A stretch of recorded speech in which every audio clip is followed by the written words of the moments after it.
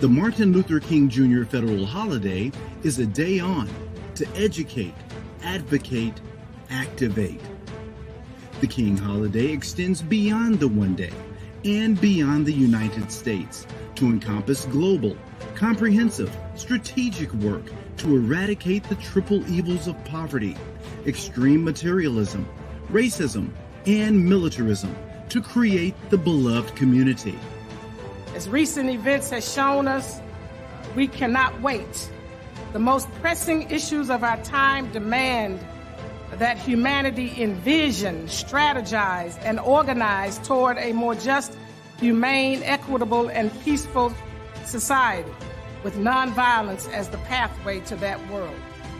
We encourage people across the globe to use the MLK holiday and the days following as a way to engage in meaningful service, to advance the important work of groups, organizations, and entities that are engaged in initiatives to address systemic issues that have created disparity and perpetuated inequality. What are we celebrating on MLK Day? We are really remembering and reflecting upon a gentleman who gave us a means of coexisting together as a humanity. You know, how do we really get along and cooperate with all of these different beliefs and ideologies? That's really what we're commemorating. President Reagan made Martin Luther King Day official at a Rose Garden ceremony today. Mr. Reagan had expressed early reservations about honoring the slain civil rights leader with a national holiday, but he signed the bill that had passed both the House and Senate by large margin. In 1994, Congress passed the King Holiday and Service Act. This celebration of Dr. King will now be a celebration of his vision of community, his vision of service, and his life proves that it will work for all Americans and for our country. The bill was introduced by Congressman John Lewis and Senator Harris Warford, both of whom worked alongside Dr. King in civil rights activism. Participation in the MLK Day of Service has grown steadily over the past decade, with hundreds of thousands of Americans each year engaging in projects such as tutoring and mentoring children, painting schools and senior centers, delivering meals, building homes, and reflecting on Dr. King's life and teachings. It's time to put ego and pride and fear and power aside and employ love and justice. My father reminds us that power at its best is love, implementing the demands of justice. And justice at its best is love correcting everything that stands against love. Community engagement also includes initiatives in the form of peaceful protest, awareness and education projects, and philanthropy efforts to address critical health, education, human service, human rights, and environmental needs. We want this engagement to continue beyond the holiday and for volunteers to commit to having impact in their communities year-round. So these young people are being prepared differently than I was because they live in a different time. But the most important thing they have to decide is not just to get an education and to be selfish about it, but that they must prepare themselves to give back and to make a difference in the world. We have to create what my husband called the beloved community. If we are to survive, we have to learn how to solve our problems and resolve our conflicts in a nonviolent manner.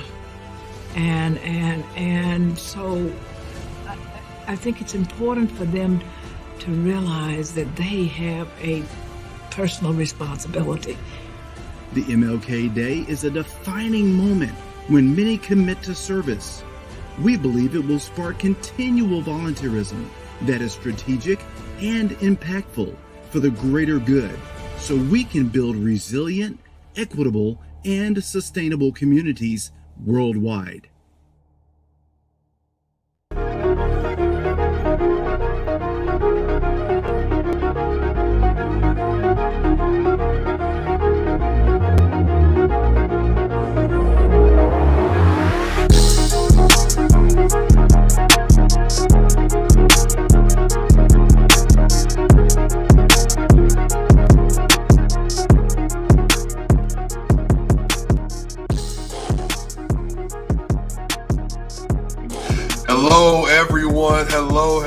Hello, my name is Cameron Friend. I am the Youth and Millennial Engagement Coordinator with the King Center, and welcome to the 2022 Beloved Community Global Summit. What a day it has been, and this evening we will be focused on our theme for this year's summit and the King Holiday Observance. It starts with me, shifting priorities to create the beloved community. This year marks the King Center's 54th annual observance of Dr. Martin Luther King Jr.'s birthday, the commemoration of his 93rd birthday, and the 37th observance of the King holiday. Our theme reflects the King Center's belief that it is critical and necessary for the survival of both humanity and Earth that we shift our priorities for a strategic quest to create a just, humane, equitable, and peaceful world. This evening, we will share with you a high-level overview of the 6 principles and 6 steps of nonviolence. We will talk about the World House, the beloved community, and how the 6 principles and steps are the pathway to creating the beloved community. More importantly, we want to hear from you. So please don't hesitate to reach out to us through the chat. We also want you to post about this on social media. Before we go further, however, we wish to introduce one of our presenting sponsors for the Beloved Community Global Summit, the AIDS Health Foundation. Please join me in welcoming Imar Kennedy to share brief remarks.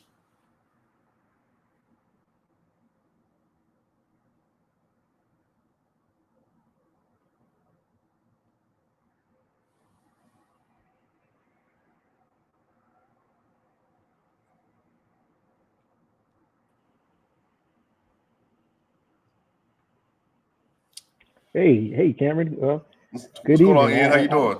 I am well. I'm happy to be here.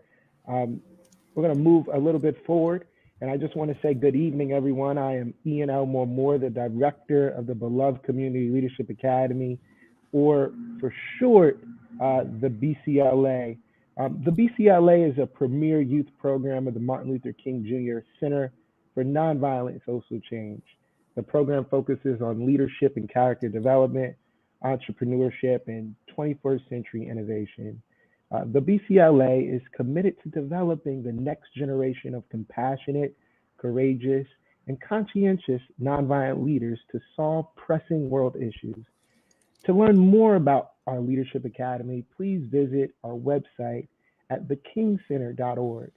I now have the honor and privilege of introducing 3 of our Leadership Academy students. Miss Erin Hahn, an 8th grader at Cambridge Friends School in Cambridge, Massachusetts. Miss Shaylee Das, a 10th grader at the New Trier High School in Winnetka, Illinois. And Miss Trinity Watts, an 8th grader at the Baldwin Arts and Academic Magnet School in Montgomery, Alabama. Now, Miss Shaylee Das will deliver our introduction.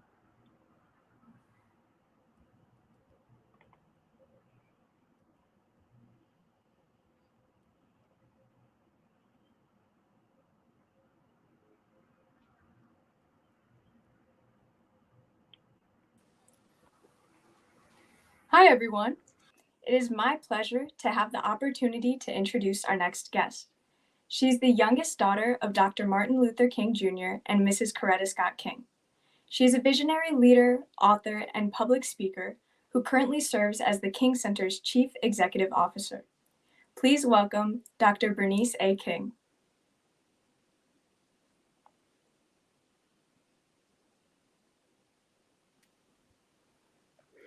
Well, good evening, good morning, or even good afternoon, wherever you might be in this world. Thank you, Shaylee, for the introduction.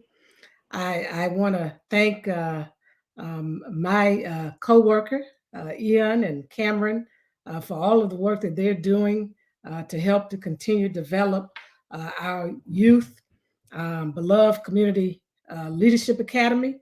And I'm excited about what you are getting ready to experience in this summit. This is a journey that we all are on towards the beloved community. There are things that we must learn about Dr. King and his nonviolent leadership to get us there. But I want you to know that my mother, when she founded the King Center in 1968, June to be exact, which was about 2.5 months after my father was assassinated. She created this center as the official living memorial to the life, work, and legacy of my father, so that future generations and young people in particular, she emphasized that over and over again, that young people would know and understand what young people did to change the world in the South under the leadership of Martin Luther King Jr. through nonviolence. And I emphasize young because it gets lost so often in the conversation and in the teachings, that the people who were at the heart and soul of the 1950s and 60s movement under my father's leadership were not people my age. I'm almost 60 years old. Next year, I will be 60. My father was 26 years old when the movement started.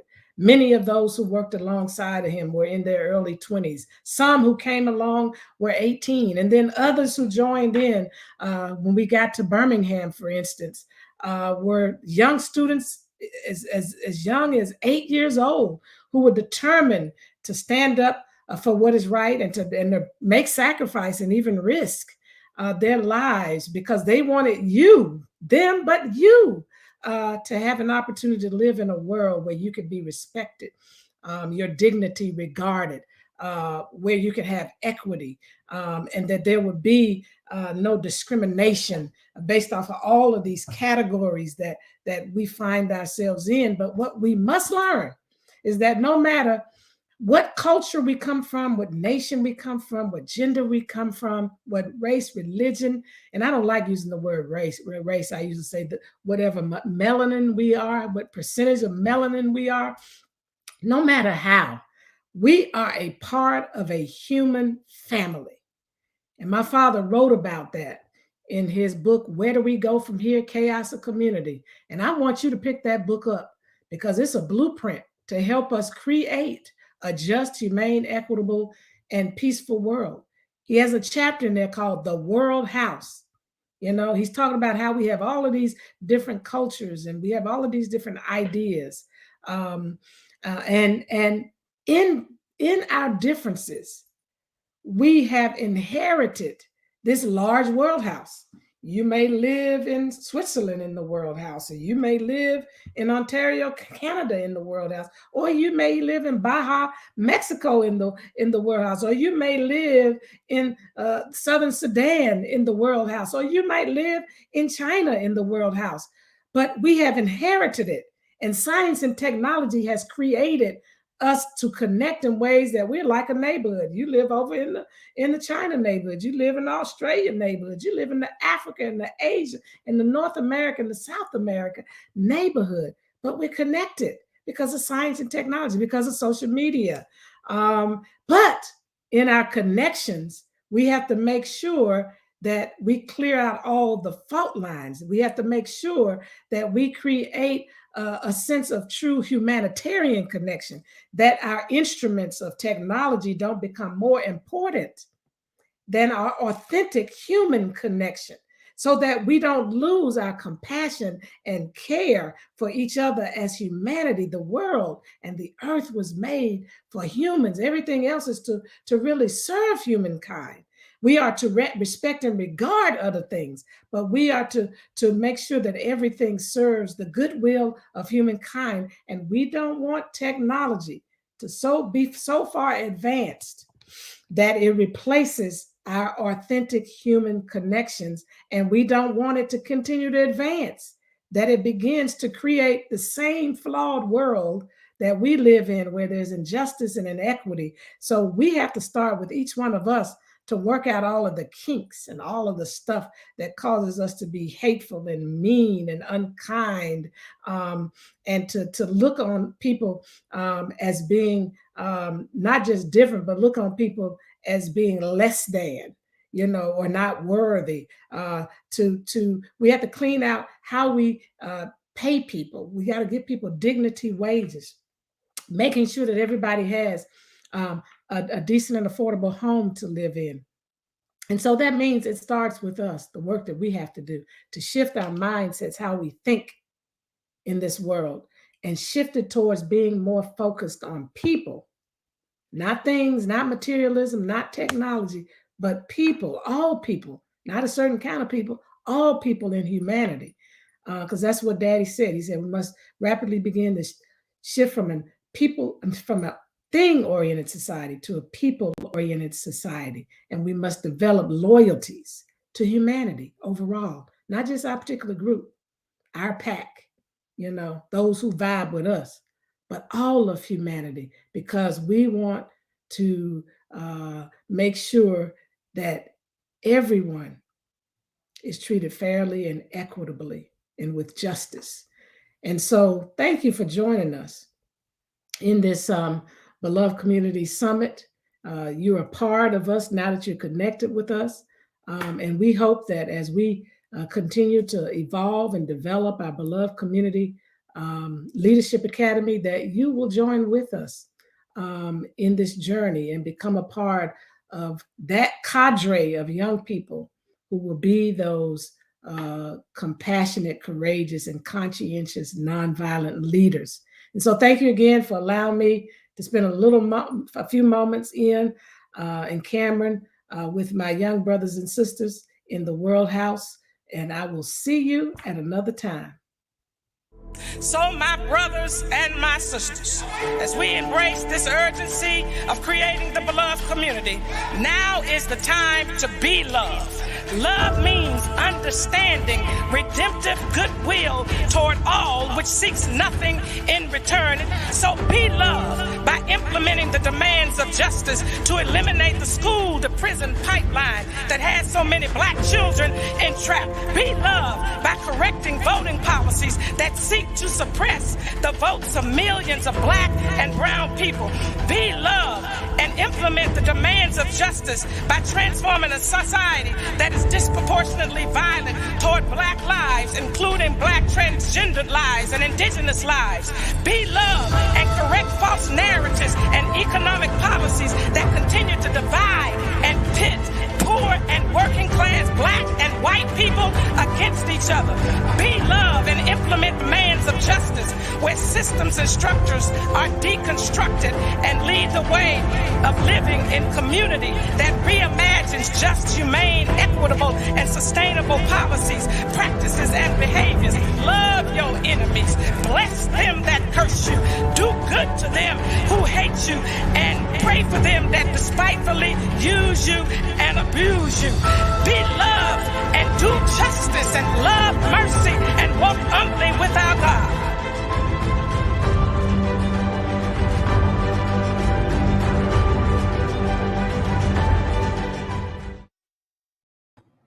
Wow. What a powerful message from the great Dr. Bernice A. King, CEO of the King Center. Before we created the Beloved Community Leadership Academy, there was the NOW Academy. NOW stands for Nonviolence Opportunity Watch. And we are pleased to have one of our former participants in that program, Savannah Bridges. And Savannah, who will share with you a high-level overview of the 6 principles and 6 steps and more information on the Beloved Community and the World House, as we welcome Savannah to the screen. Hi, everyone. Thank you so much for having me. I'm so excited to be here and be back returning to the King Center. It's so wonderful to virtually meet everybody. And thank you so much for joining us today on the Friday night of what is most likely your long weekend to learn about some amazing, incredible, life-changing material. So I'm so happy to have you here and so grateful and honored to be preceded by Dr. Bernice King, who you just heard from. Dr. King has given her entire life with a lot of sacrifice along the way to nonviolent social change, which is exactly be love. I love that somebody put that in the Facebook feedback. And she's an incredibly admirable and inspirational woman for that reason. And you at home, our high schoolers who are with us today, might be asking yourself how you can also advance the cause of nonviolent social change. So I am here to talk a little bit about that and provide a high-level overview of the 6 principles and 6 steps of nonviolence. So I went to what was called Camp Now, or the Now Academy, for the first time in 2015 when I was 15 years old, which is probably pretty close to a lot of your ages. And it completely changed everything for me. I was a completely different person after I attended. And that's something that it's a life change and a mind open that I want everybody to experience. So the next year, I actually came back as an intern and a youth facilitator so I could share that same experience with other young people. So it's been 5 years since I last went through the Camp Now training, which is now the Beloved Community Leadership Academy. And I want to share some things that are still with me 5 years later that still continue to change my life every day. And that changed not just my life, but the life that I am able to lead in community with others in my interpersonal relationships, in my city, and across the world. So could we pull up the slides, Cameron? Thank you.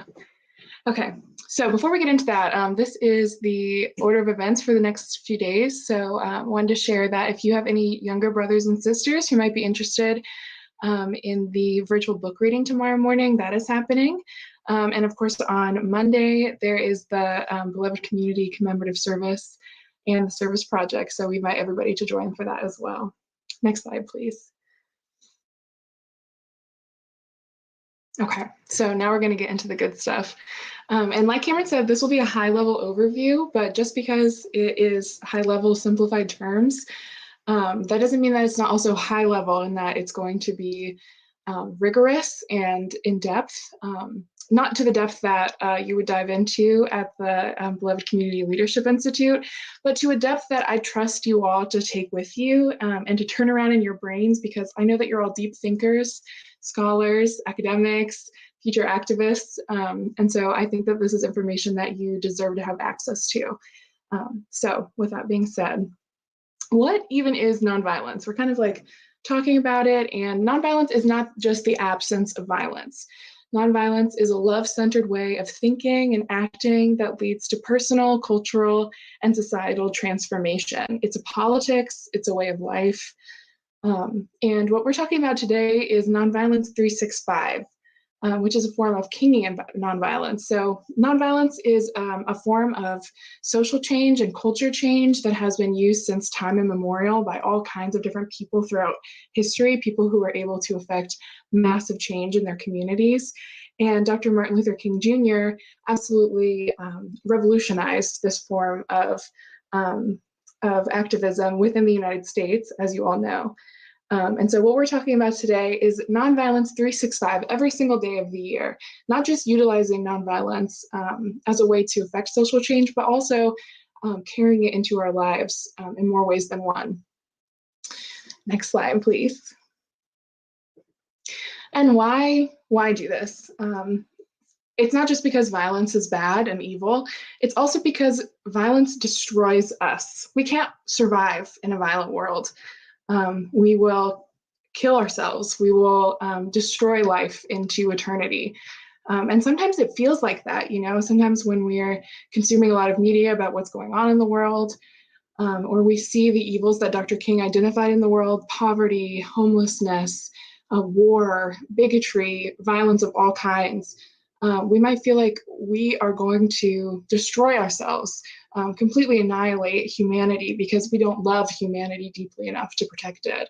And that's what Dr. King said. He says, we have a choice today, and we still have a choice today. Nonviolent coexistence or violent co-annihilation. We must move past indecision to action. And if we do not act, we will be dragged down the long, dark, and shameful corridors of time reserved for those who possess power without compassion, might without morality, and strength without sight.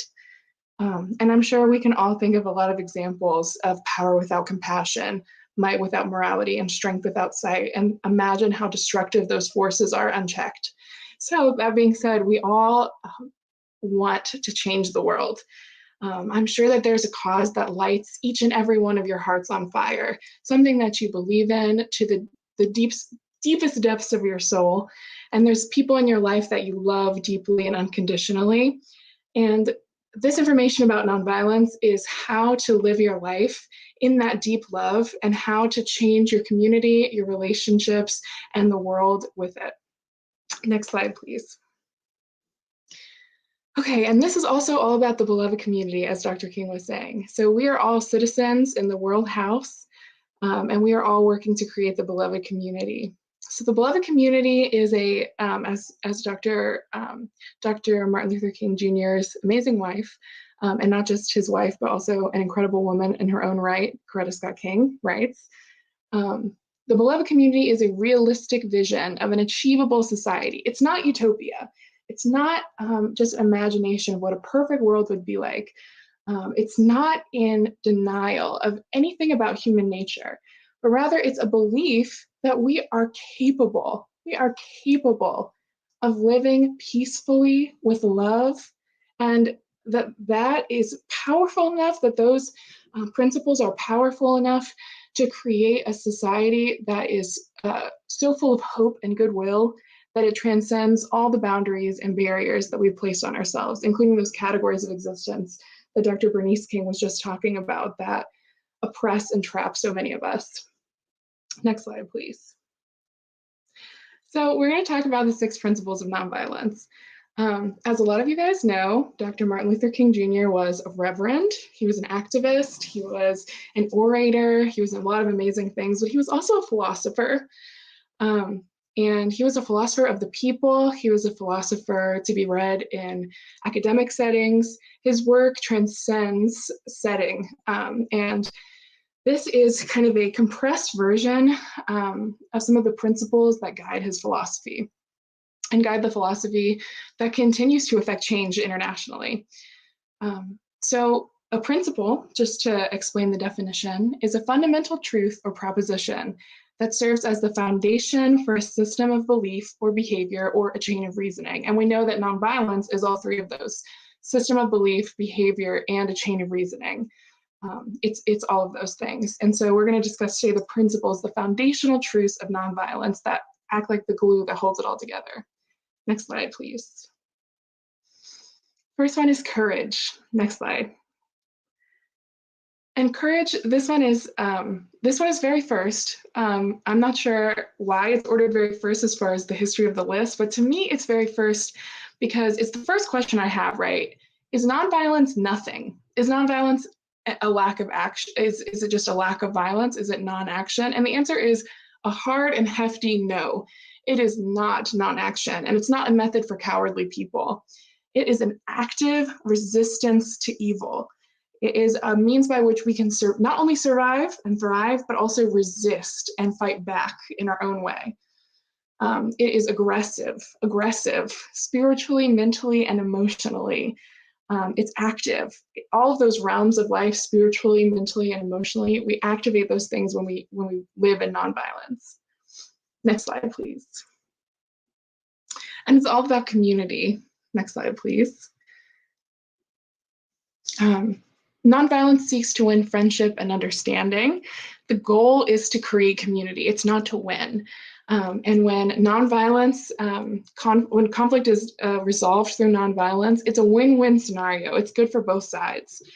It does not seek to defeat or humiliate the opponent.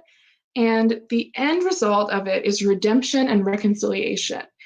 It's not that we just say, okay, well, we agree to disagree, we move on, and we don't continue a relationship. It is reconciliation that creates community deeper than was there before. And the purpose of nonviolence, the ultimate purpose, and what we're all here talking about today, is the creation of the beloved community, which is this achievable world. And can you imagine it? Can you imagine a world like that where we could all live in love, live with equity, and with access to the materials that we need? The possibilities for what we could do as humans are really on a different level when we think about existing in the beloved community. Next slide, please.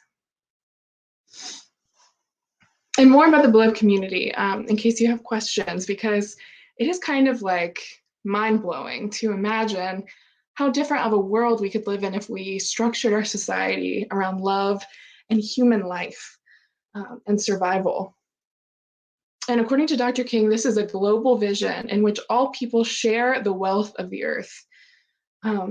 Because, you know, we could really spend a lot of time on that, but it's all ours. You know, we are all, as Dr. King was saying, citizens of the world house. And in nonviolence, in Kingian philosophy, we're all equal citizens. We have an equal right to this amazing, beautiful earth that we live on. And in the beloved community, poverty, hunger, homelessness, it won't be tolerated because standards of human decency will not allow it. We would view those things as the evils that they are, and our delusions and ideas that other things are more important than human life would melt away.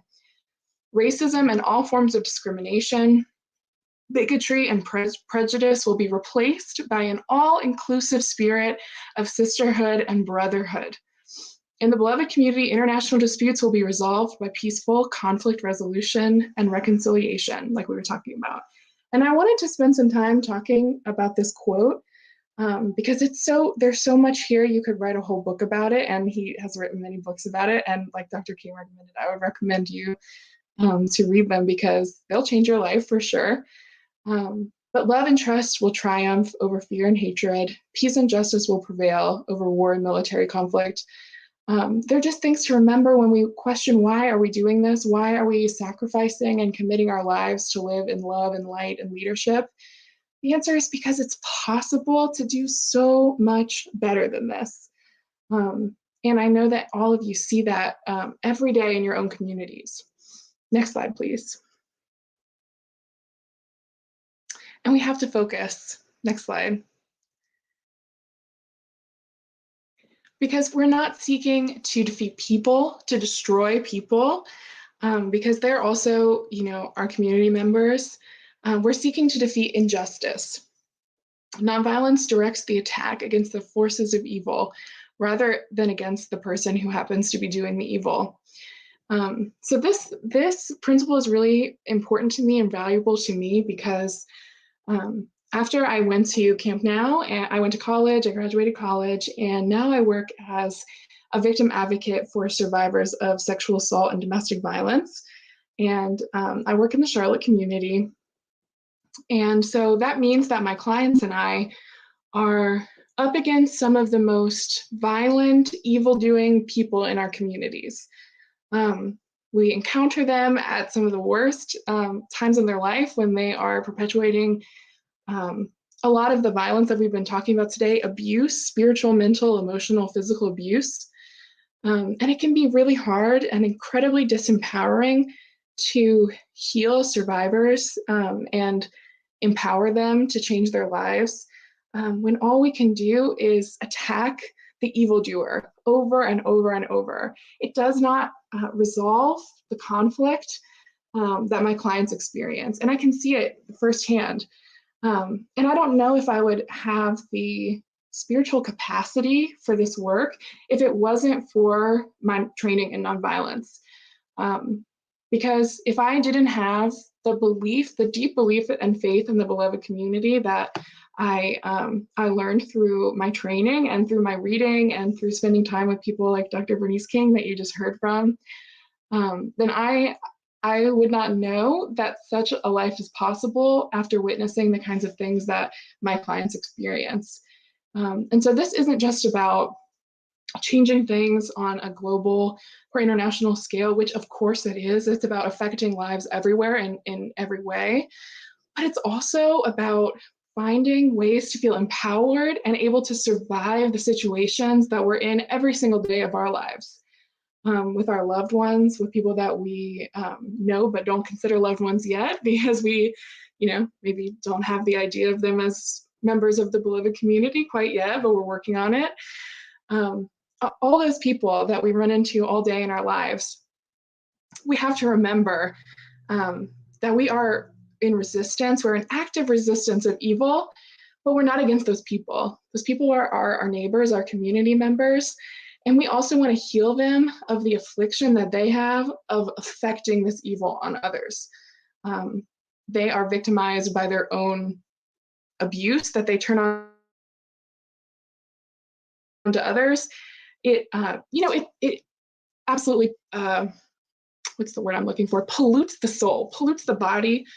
And we know through Kingian nonviolence and nonviolent philosophy that all people can be healed of evil doing, and that we can also work to heal survivors and heal those who are affected by the abuse.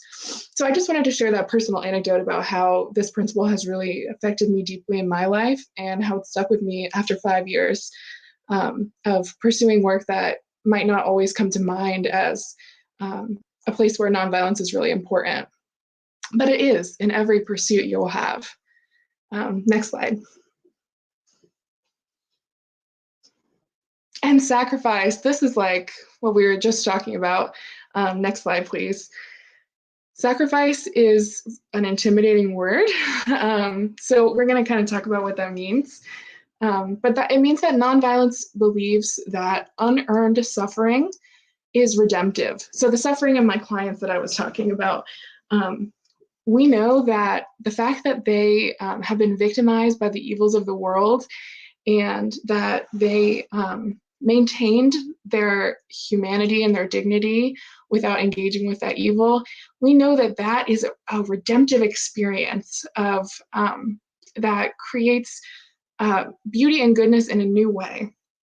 And the same is true when beauty and goodness in a new way in the survival and the growth and in the transformation that courageous people go through when they experience violence, bigotry, poverty, homelessness. But no one should have to go through those things. But we know that those who do, those who endure and are courageous, that their sacrifice is incredibly redemptive, that they have so much to give because of what they've experienced. And the same is true for nonviolent resistance of all kinds. We accept suffering without retaliation, which is really hard sometimes. But we know that it is the way forward to a healthy, happy, beautiful community. And nonviolence willingly accepts the consequences of its acts. We both accept accountability, and we also accept the fruits of our work joyously, and with great glee. We celebrate the fruits of our work. Because with so much sacrifice put in, blood, sweat, and tears, so much incredible beauty comes out for generations. Like Dr. King was saying earlier, young people generations ago put so much love into the work that they did, so much light, and they accepted so much suffering so that we could live in such a fruitful and free and liberated society that we still are not in yet. We still haven't reached it yet. But if they could see it, then we can too. We can tap into that, the divine vision that they had. Next slide, please. And goodwill. Next slide. This is what allows us to accept suffering without retaliation, is love. Because nonviolence, it avoids not only external physical violence, but also internal violence of the spirit. Nonviolent resistors refuse to shoot their opponents, but we also refuse to hate them. Simply refuse to hate them. It avoids becoming bitter, or engaging in hate campaigns. And it is a love that is spontaneous, unmotivated, unselfish, and creative. It recognizes the fact that all life is interrelated. So can you imagine if you were in a community that was built around that kind of love? If that kind of love was the glue that held us all together as citizens of the World House, if that was all we ever knew from our world, was this kind of love, spontaneous, unmotivated, unselfish, and creative, if we didn't know violence. If I said to you violence and you were like, what is violence? Imagine living in a world like that and carry that dream into everything you do, and it will change your world. I'm not there yet. None of us are there yet. But learning it and studying it and trying is more fulfilling than engaging in violence, or even engaging in a lack of action can ever be in our lives. Next slide, please. Okay, faith. Next slide, please. And this one is another really important one, and another reason that we do nonviolence, that we bother. And that's because we believe, not the practitioners of nonviolence believe, that the universe is ultimately on the side of justice. So when we fight with the universe, we think like, oh, well, or when we fight on the side of the universe, like history will remember this act of love, this radical act of love, of sacrifice, the gift that we give to the earth and to humanity, because we know that it will be worth it. We believe in this achievable goal, that it's not too late. The nonviolent resistor has a deep faith that justice will eventually win. And this is something we have to work at, right? I think that pessimism and a little bit of nihilism and a little bit of fear is very natural, especially in conditions of violence and bigotry. But we have to break those that fear down and live in the faith that the universe is on the side of justice, and that nonviolence believes that God is a God of justice. And that is any God that you believe in. For Dr. King, it was a Christian God. He was a reverend. But it's any God you believe in, any power of the world you believe in, the universe, and that divine spirit that brings life to, fresh baby trees, or when a baby is born, that twinkle in their eye, whatever that power is, it is on the side of justice. And that's something that nonviolence knows to be a truth. Next slide, please. And now we spent a little bit of time together, and you might be thinking like, okay, this sounds great. It's a lot of like interesting ideas, some new stuff. Okay, how the heck does this apply to me in my life? How could I possibly do this? And what does it even mean to be nonviolent? Like you say that it's active and it's courageous, but what does it mean in practice? And that's what we get to next, which is the 6 steps of nonviolence. Next slide, please. The first step is information gathering.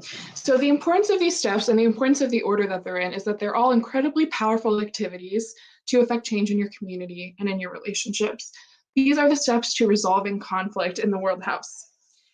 And the reason that we go in this order, and they're not strictly in order, it's a flow, we go between them.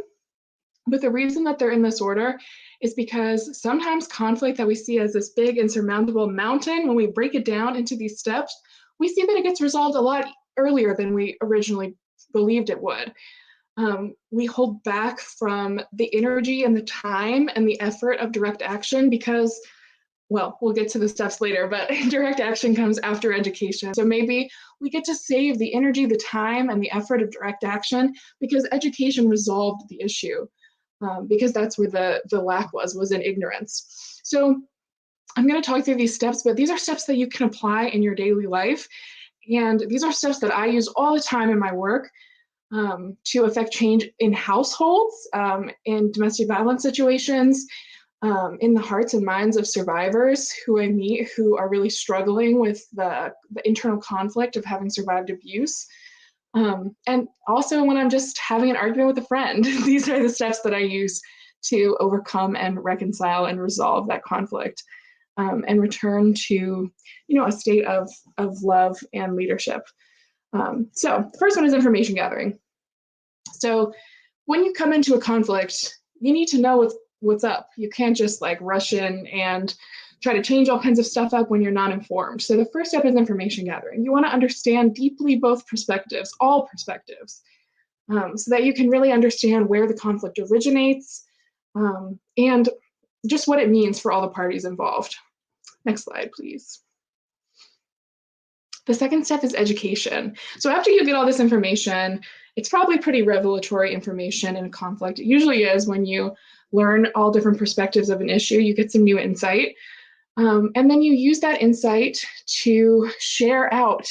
You don't hog the information you have. You don't gatekeep information that you have that could change the world or change the situation or change your community. You share it and share it and share it as much as you possibly can, through meeting people where they are, sharing information with them, letting them know what you know, That is one way that relationships form is through education. So when we say that sometimes this is our last step, that's because education is incredibly powerful. And thank you all for being here tonight in the name of education, in the name of learning more about the life and legacy of Dr. King, and also about just the world that we live in. Education is amazing, it's powerful, and it affects change in more ways than one. So that's why it is step number 2. It's real early. Next slide, please. The third step is personal commitment. This ties in with the principle of faith that we were talking about before. You've gotten this far, you're feeling excited about changing the world or solving this issue. And this is the time where you take a beat and you step back and you're like, okay, is this really what I want? Am I really in this for the right reasons? Am I really doing this to cultivate the beloved community? Am I leading in love? Am I on the side of justice? Got to do some personal check-ins. And you have to personally commit to nonviolence, because if you get all up in this conflict and you're not personally committed, you could cause a lot more harm than good. Because if you're not committed and courageous in your nonviolence, then it's easy to slip, for some of us, into inaction, and for some of us into violence ourselves, into abusive actions. So personal commitment is incredibly important, and that can look like anything. It can look like writing, it could look like prayer, it could look like consulting with close people, loved ones. There's a lot of different things that personal commitment can look like, but it's a really important practice to have a relationship with ourselves when we are busy changing the world. Next slide, please. And the fourth step of nonviolence is negotiation. So after you've information gathered, educated, checked in with yourself, and made sure you were ready, next is negotiation. And that is directly communicating with your adversary or your enemy, or the evil that you're perceiving to have been done in the world. You open up negotiation, because again, we want this to be a win-win for everybody. And even though we information gathered in the beginning, we might not fully understand all the perspectives involved, because we're still people and still human and still have biases. So negotiation is about meeting your fellow member of the beloved community at the table, having shared sides of the table, and just communicating. Negotiation is not about throwing in the towel and saying, like, I tried to make things better, but it was too hard, so I give up. It's also not about domineering and taking, and it's also not about a kind of meek agree to disagree response. When we negotiate, we stand by our principles, but negotiation is a part of nonviolence because it's an action that we take. It's not giving up. It's not a white flag that says, okay, we surrender. It is making sure that we are working towards a goal that is best for all parties involved, in true justice, in true peace. And it might not be what they know is the best for them, but it is in pursuit of the beloved community. So next slide, please. The fifth step is direct action. So direct action is probably what a lot of us imagine when we think about the civil rights movement. So it's picket signs, it is protests, it is letter writing campaigns. Direct action is some of the most amazing, what we often think of as the most courageous parts of nonviolence. It is those memories that that some of the grandparents of the Black community have, of lunch counter sit-ins where white young people would scald Black young people with burning hot water, would pour food on them. Those are examples of direct action, of an incredibly brave, grounded, and moving form of direct action that changed this country forever, and was necessary, and again, incredibly efficacious. And that didn't come until after these other steps.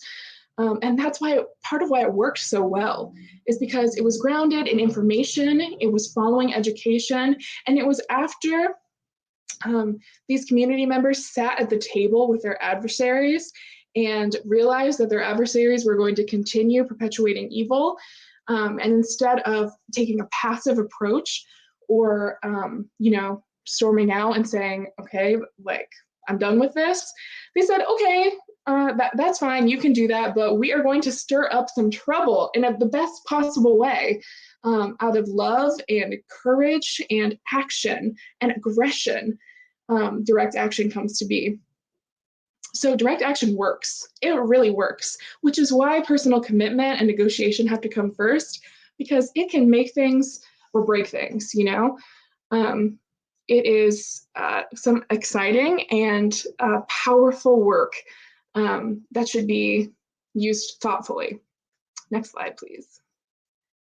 And the last step after all of that is reconciliation. And this is a necessary step because after direct action, there can be some, some fallout, some other conflict that arises. All kinds of things, all kinds of reactions to direct action, which we're all familiar with. We've seen a lot of different reactions to direct action in all of our separate lifetimes. And reconciliation comes after that, where the community heals, where nonviolent resistors show love even for evildoers, hatred for evil, disgust for evil, but love for the evildoer. As difficult as it can be, and sometimes as painful even as it can be, reconciliation is what creates the beloved community. Direct action is a expression of what we see as important for the beloved community, but reconciliation is what gets us there. It's what keeps us moving and keeps a community growing and changing and learning after direct action has occurred. And I think that's all. So thank you so much, everybody, for sharing that time with me. I'm a little rusty. Like I said, it's been 5 years since I last did a training at the King Center. But as you can tell, it sits with me deeply in my spirit and heart. And I know it would do the same for all of you. And I know that y'all are all capable of building this faith and building and digesting this information and carrying this philosophy on into all of your corners of the world. So thank you so much for joining me. I'm so grateful to have been able to talk about this with y'all tonight. And I hope everybody has a wonderful weekend. And that's all. But thank you so much. Wow, great job, Savannah. That was exceptional. That was phenomenal. Thank you so much for doing that and laying it out, letting people know what exactly is the DNA of Camp Now, the Beloved Community Leadership Academy. And one thing I want to reiterate with everyone, make sure you write this down if you can. The definition of nonviolence. Nonviolence is a love-centered way of thinking, speaking, engaging, and acting that leads to personal, cultural, and societal transformation. It is a love-centered way of thinking, of speaking, engaging, and acting that leads to personal, cultural, and societal transformation. And as Savannah was talking about earlier, how you begin to embody the principles and steps is by having a love-centered way of thinking in your approach to what is happening in the world around you, embodying nonviolence internally so that you can affect the change that you want to see externally. So that was absolutely phenomenal, Savannah. This has been great. But you all, I need to know something. Where is everybody from? If you could put it in the chat, whether you're on Facebook, whether you're on YouTube, whether you're finding us somewhere else, please put in the chat. Let us know where you're from.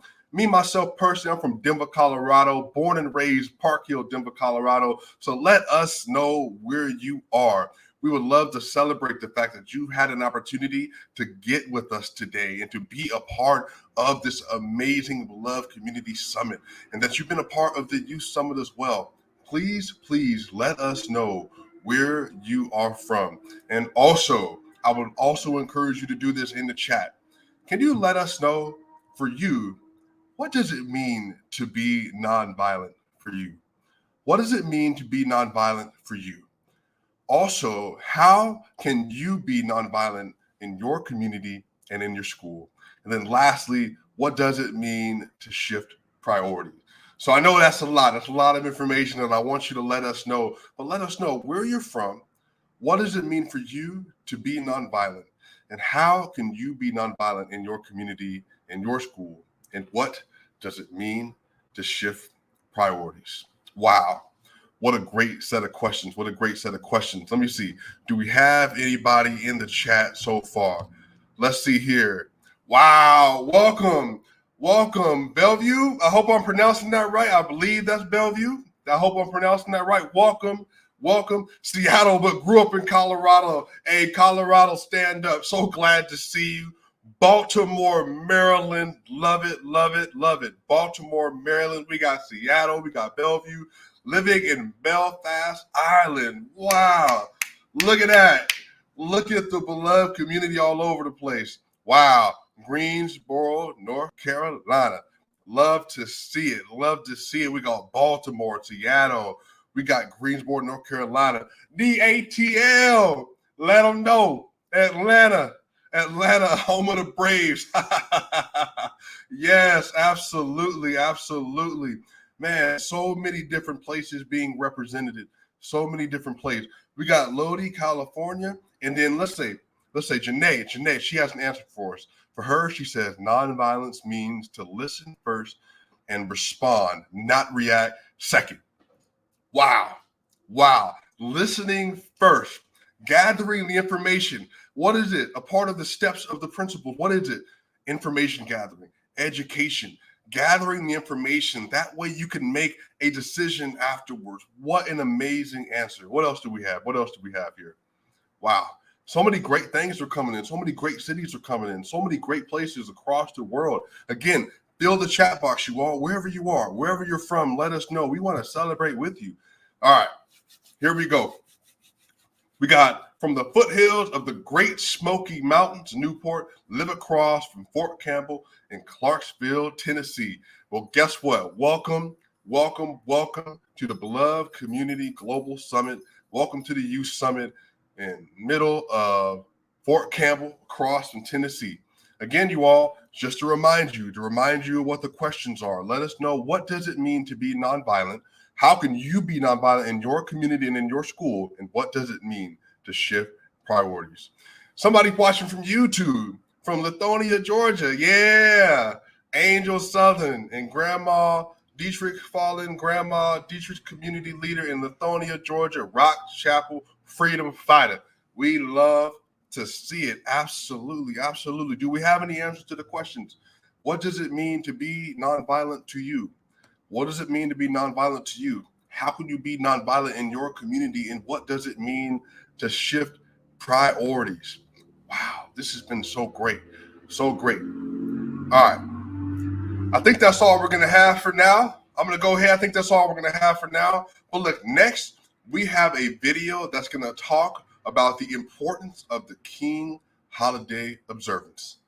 We're rolling the tape. The Martin Luther King Jr. federal holiday is a day on to educate, advocate, activate. The King holiday extends beyond the one day and beyond the United States to encompass global, comprehensive, strategic work to eradicate the triple evils of poverty, extreme materialism, racism, and militarism to create the beloved community. As recent events have shown us, we cannot wait. The most pressing issues of our time demand that humanity envision, strategize, and organize toward a more just, humane, equitable, and peaceful society with nonviolence as the pathway to that world. We encourage people across the globe to use the MLK holiday and the days following as a way to engage in meaningful service, to advance the important work of groups, organizations, and entities that are engaged in initiatives to address systemic issues that have created disparity and perpetuated inequality. What are we celebrating on MLK Day? We are really remembering and reflecting upon a gentleman who gave us a means of coexisting together as a humanity. You know, how do we really get along and cooperate with all of these different beliefs and ideologies? That's really what we're commemorating. President Reagan made Martin Luther King Day official at a Rose Garden ceremony today. Mr. Reagan had expressed early reservations about honoring the slain civil rights leader with a national holiday, but he signed the bill that had passed both the House and Senate by large margin. In 1994, Congress passed the King Holiday and Service Act. This celebration of Dr. King will now be a celebration of his vision of community, his vision of service, and his life proves that it will work for all Americans and for our country. The bill was introduced by Congressman John Lewis and Senator Harris Warford, both of whom worked alongside Dr. King in civil rights activism.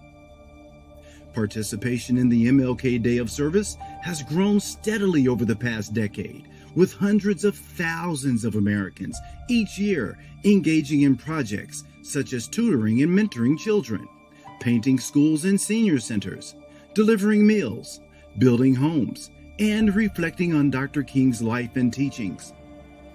It's time to put ego and pride and fear and power aside and employ love and justice.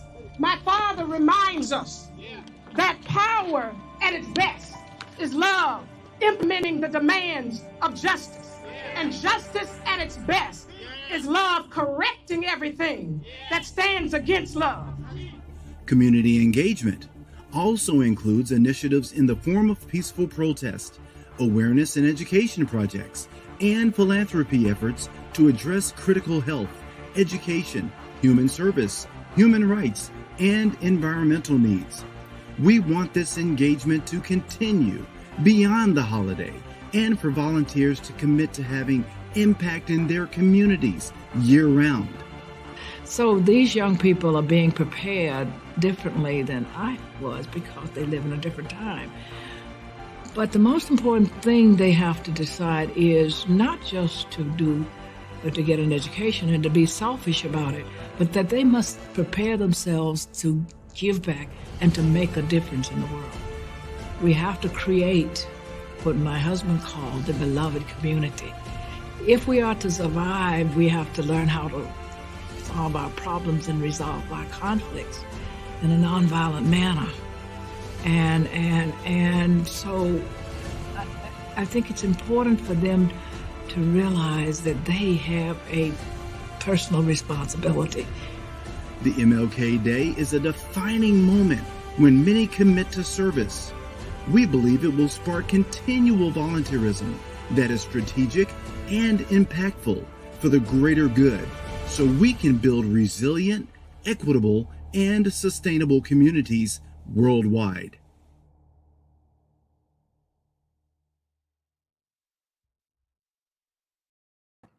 Wow. Wow, wow, wow. Well, we have an amazing session that is coming up. Now, we have discussed a lot about what it means to embrace nonviolence as a lifestyle and the 6 steps and 6 principles. But now we want to hear from other young people who have chosen to shift their priorities to help create the beloved community. There are a lot of young people in middle and high school and college who are making a difference in their communities, and we have a few of them here with us this evening to have a conversation. Our 3 beloved Community Leadership Academy students who will be leading the conversation this evening, we want to welcome back Shaylee Doss, Aaron Hahn, and Trinity Watts, and 4 special guests who will be sharing their story. Hello. Hello, everyone. We are so glad to welcome our special guests. So would each one of you please share your name and a little bit about the work that you do to make our world a better place? So first up is Avi Gupta, if you could introduce yourself to us.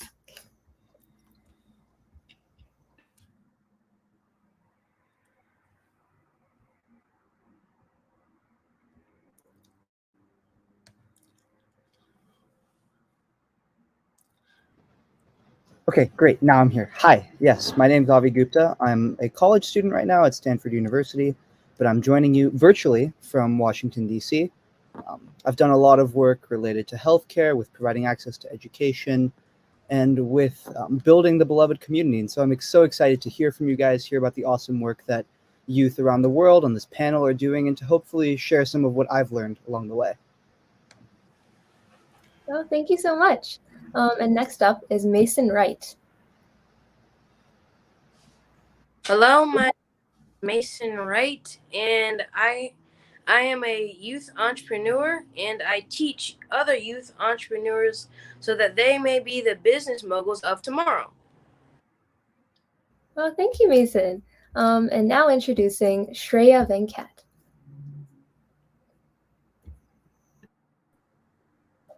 Hi, I'm Shreya Venkat. I'm a sophomore at Georgetown University in DC, majoring in global health, and my sister here. Yes, we read together. I'm Isha Venkat. I'm a junior at Broadway High School in Virginia, and we both are the founders of a nonprofit called Nest for Us, which serves as a philanthropic platform built upon kindness, generosity, and social good. And our mission is to make the world better through kindness by mobilizing volunteers worldwide to advance progress on societal issues and spark equitable solutions for the greater good.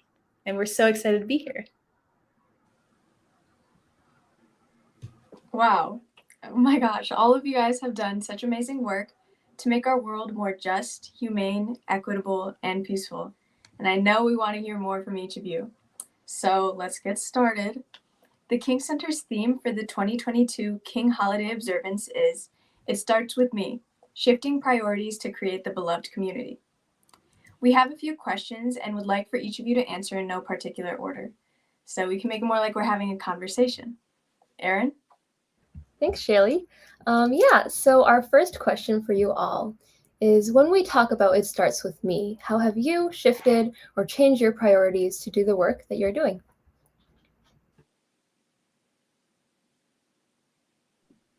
Yeah, we can go first. So when we first started our organization, Nest for Us, we just had a simple goal to help others in need. And now we've been able to create this global movement of thousands of volunteers from all across the world who are taking action in a variety of different ways, from engaging in projects ranging from feeding the homeless, tutoring kids worldwide, to facilitate global workshops and creating care packages for low-income families. Yeah, but we would not have been able to accomplish all of that and grow our organization if we ourselves didn't find our spark, our passion for serving our beloved community. Yeah, I mean, ever since we were little, we'd go out in our community with our family and participate in different volunteer opportunities where we would discover new things about the world every single time.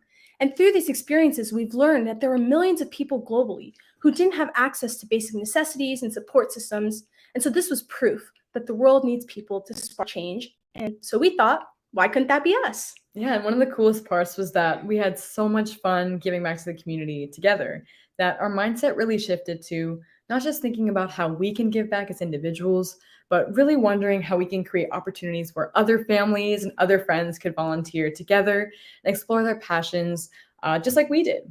And that's really what led us to form our organization and provide a multitude of opportunities where people, anybody, right, of all ages and backgrounds can really discover what they're passionate about and really be part of the solution. Yeah, and the best part is that our main goal has not changed since the beginning. We still aim to spread that same joy we got from giving back time and time again, which is just so incredibly special to us. And we know this mindset will be one that we carry on throughout our work, and we hope to instill that in each and every life we touch as well. And Mason? Okay. And as a 15-year-old restaurant owner, my focus never changed because I knew that the people that came before me, I knew the sacrifices they made, and I hope to leave a legacy behind for the people that come before me. After me. I think that's so important, right? Like that this building of the beloved community. It's a global community, but it starts locally, right? And so, like Shreya and Isha said, bringing along the people around you, not just making that sacrifice in your own life and in your own service, but in engaging others serves to sort of multiply the impact, not just in terms of more people contributing, but each of the people you inspire will go on to inspire others and to bring change to their communities. And one of the things that sort of shifted my priorities the most is this recognition that we all sort of multiply the impact of our service when we perform it together. So I think it's great what Mason's doing, great what Shreya and Isha are doing, and it's super awesome and inspiring to be a part of this. Yeah, thank you all for inspiring me just now too. I love that you guys all shared about how you began, and obviously you sprouted out so much and got to help such a greater amount of people. Thank you so much. And now Trinity.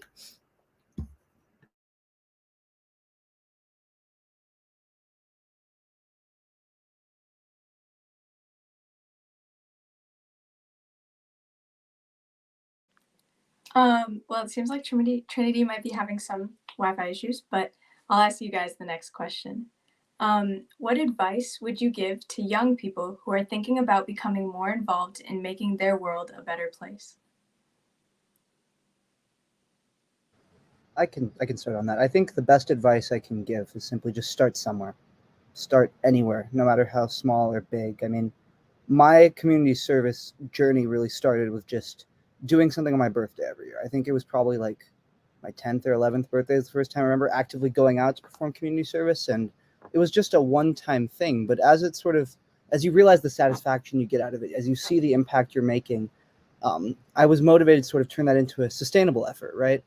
And so in everything you do, not just in service, not just in building the beloved community, the best advice I can give to everyone is to start somewhere.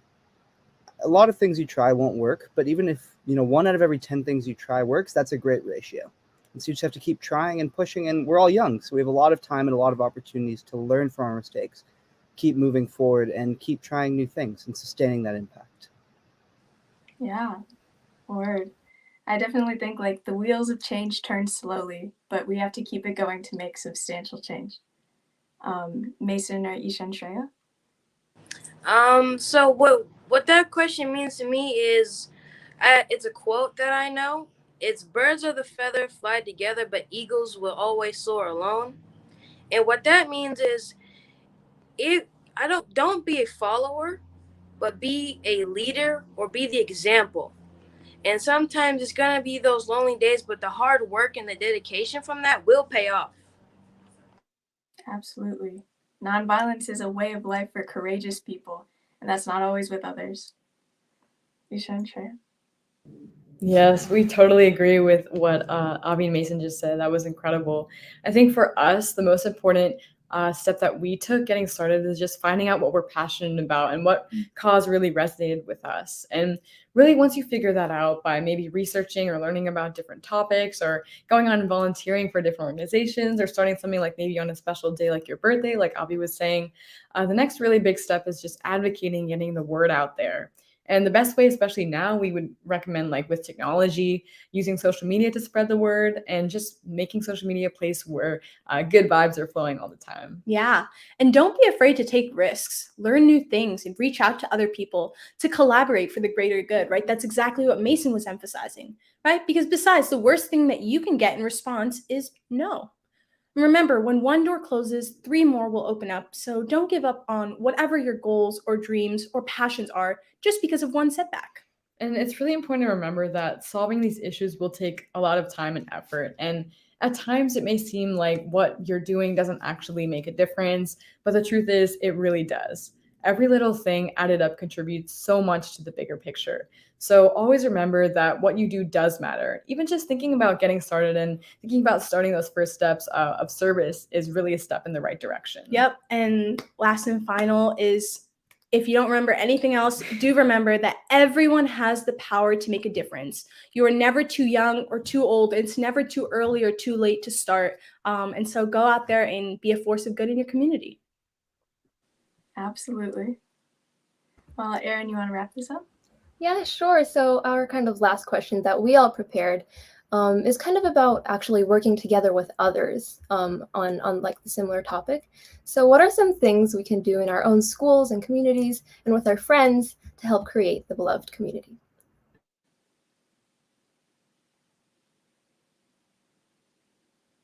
Yeah, so any one of you can begin. You could lead by example, or you could start your own organization, or tell all your friends and family about another organization that you're a part of, like the King Center, and you could help out.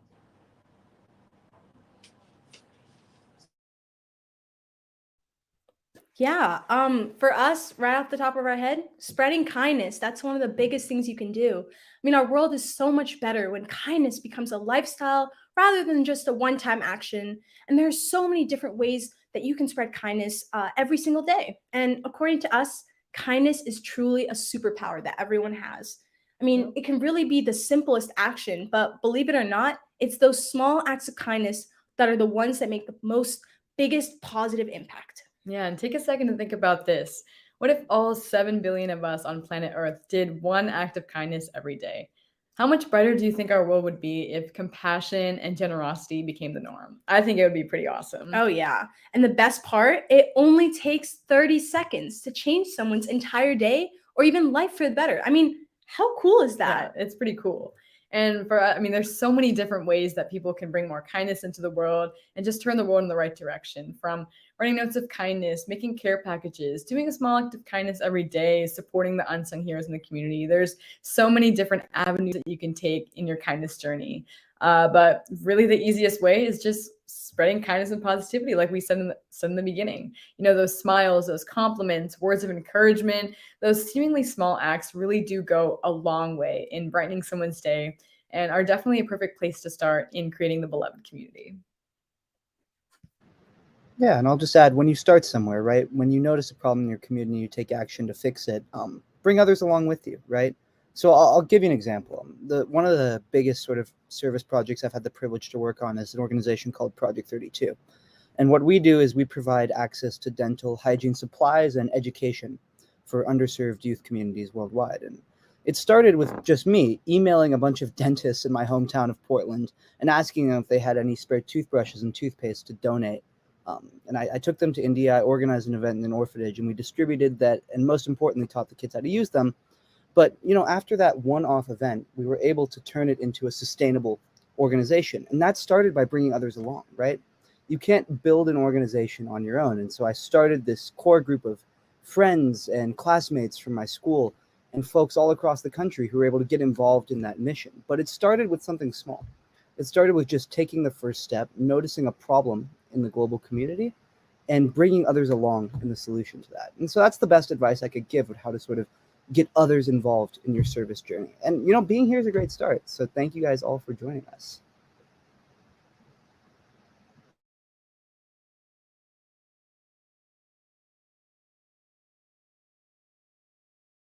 Oh, that's great. Thank you so much. And now Trinity. What challenges have you all faced in your work, and how did you overcome it? So the biggest challenge that I faced in my line of work is when people come up to the restaurant and then I greet them and tell them my age and how I got my business started. They really don't believe me because I'm so young. And that became a really big problem. Even when I was trying to open my restaurant, I actually went to the Capitol to ask for all my permits and get them signed. And they couldn't believe that I was 14 at the time. They couldn't believe a 14-year-old was opening a restaurant.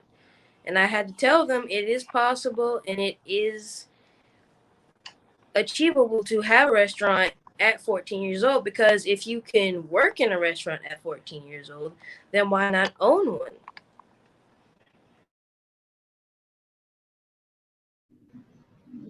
Yeah. Yeah, I mean, similar to Mason, when we decided to start our own nonprofit, a lot of organizations really doubted our ability to make a true difference in the community. I mean, after all, we were only 13 and 10 years old. It was like, how can we make an impact?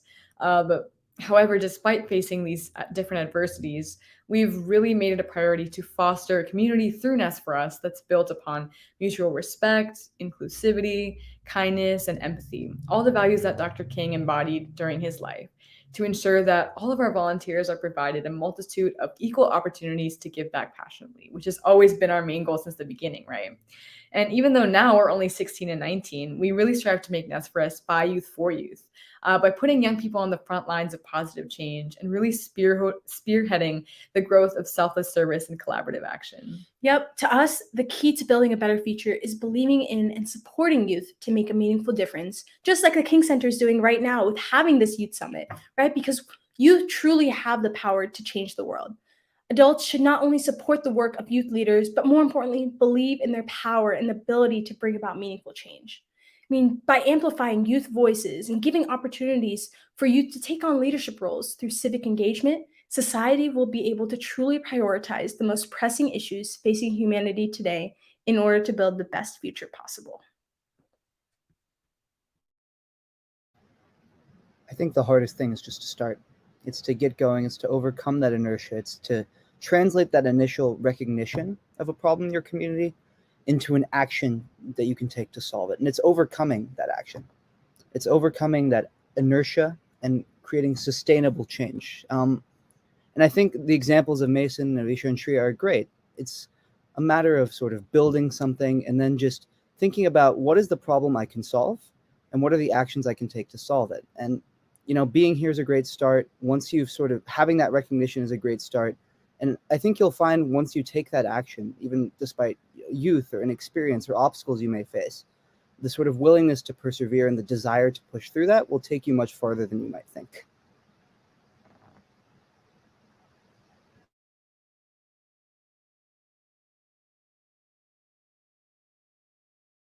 Great answers.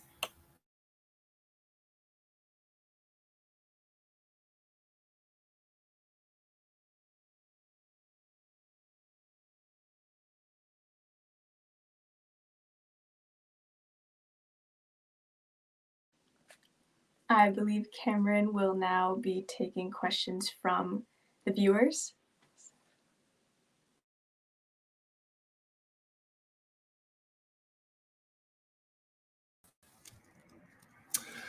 Oh, what's up, everybody? Y'all, first off, that was absolutely exceptional. This has been an amazing conversation. I've been taking so many notes, dropping a lot of word for the people out there. So we want to go ahead and take some audience questions, please. What are some of your questions you have in response to this? So we have the first one, and Mason, this is for you. What inspired you to open a restaurant, especially at such a young age? So what inspired me to open a restaurant was I want to build generational wealth in my community. Wow. Okay. So for you, what made you want to do that? What was the motivation behind wanting to build that generational wealth? What made me want to build generational wealth is in my family, there's a lot of entrepreneurs and they really inspired me to have my own business. But I wanted to help the next generation to be entrepreneurs like me and my uncles so that they can have money and the rest of our community can also have money. I love that. Yeah, thank you, Mason. Appreciate that. All right, we have another question. What's the next question? Because these are great. All right, so we have Isha and Shreya. What inspired your nonprofit? Good question. Yeah, I mean, so service has really been an integral part of our lives. I mean, ever since we were kids, we started giving back, right? We would go with our family, with our friends, especially our mom. She would bring us along to volunteer at school and community events, even back in elementary school. And that was really where we were first introduced to that world of community service. And we became so fascinated with that concept. Yeah, and we would go to DC and different places and we would observe all these issues happening around us in schools, in the cities, like wherever we go on vacation. We noticed a lot of different things that were going on in our community that really inspired us to take action and really be the change that we wanted to see in the world. So that's really what got us started in creating a nonprofit. And we really wanted to create a hub where other people can also give back in their own special ways as well. Yeah, we wanted to spread that same joy and that same happiness we get from giving back, because we know how much it has changed our lives, how much Nest for Us has changed our lives, and we want to bring that same joy to the rest of our community and the whole world. Wow. Well, I got to say, all of you are very impressive, very polished in your communication. I mean, to be doing this at such a young age is is so great. Great program, fantastic programs you have begun. Absolutely, absolutely. Do we have any more questions in our last couple of minutes for these amazing students and these amazing young leaders who are changing the world in such an incredible way? Questions? Like playing Jeopardy. No.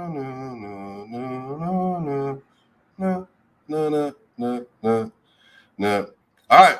I think that's our last question, but here's the question. Do you all have questions for each other before we close out? Is there anything that you wanted to ask or maybe find more information about in regards to each other? Yeah, I got a question for Mason. Mason, if I come to your restaurant, what should I order?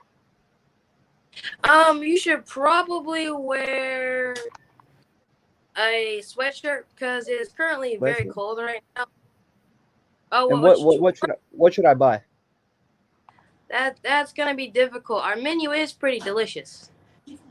I would say the super dog, that's onions, chili, and cheese, or the incredible. It's Philly cheesesteak on top of a hot dog. That pitch was ready. He stands by the product. I love it. All right. Do we have any more questions at all for each other? I have a question for Avi. What was your journey like with kind of going through schooling to get to where you are and kind of the work that you're doing? Yeah, it's a great question. I mean, I would say my sort of community service journey began in earnest when I was in high school, and I'm now a junior in college. Oh God, I feel old now, but like, I guess I really started like 6 years ago. And it's always been interesting because on the one hand, your focus should be on school and on your education and on investing in yourself so you can continue to make that impact in the future. But I also think service has been an integral part of my education in sort of a sense that it takes place outside the classroom, right? I mean, the role of education is to sort of shape the person you're going to be. And I think my service experiences have done so just as much as any history class or math class, right? And schools also provide this sort of built-in community where you're surrounded by other folks who are excited about the world, inspired about learning, and willing to sort of chip in and help out with any projects you're on. So the communities, the villages that have raised me and raised my service projects and my vision have been mediated to a large extent by school. And so I'm very grateful to sort of be in a position to both pursue my education and my community engagement work simultaneously. Yeah, that's awesome. Thank you. Yeah, thank you so much, Avi. And then we have another comment. It's so refreshing and powerful to hear the voices of these youth and how they're impacting these areas that they represent. So proud of each of you. It is definitely your time. Absolutely. And Trinity, I believe you have a question. Yes. So this question is for Mason. What advice would you have for a person who wants to open a business or a restaurant? I would say do your research and make sure you are ready. You make sure this is your passion and it's not necessarily a job, more as a love, a hobby, or something that you love to do. Because if you love what you do every day, you will never work a day in your life.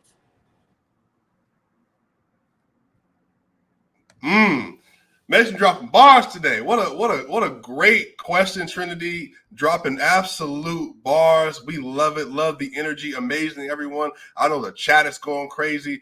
You all are so exceptional, every single one of you. I want to thank Avi for being with us today, Mason, Isha, Shreya. And again, I want to shout out to the Beloved Community Leadership Academy team. I want to say thank you to Aaron. Thank you to Trinity. Thank you, Shaylee. You all have done such an amazing job. And we are so hopeful because you are carrying the legacy of the Beloved Community everywhere you go. And I cannot wait to see the things you accomplish in the future. And our world will undoubtedly be better because of each of you. And again, whatever avenue you might be in right now, some of y'all might be making the best food we ever seen before. We don't even know.